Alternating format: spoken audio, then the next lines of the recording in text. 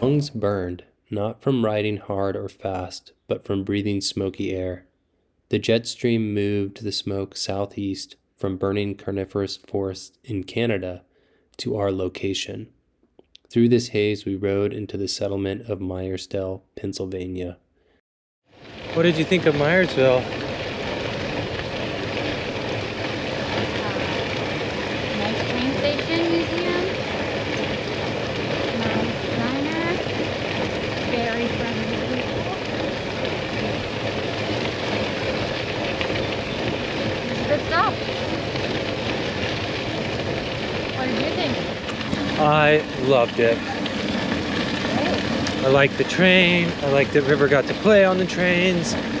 I liked how quaint and cozy the diner was. And how it felt like we were stepping back in time to the way things were before our time.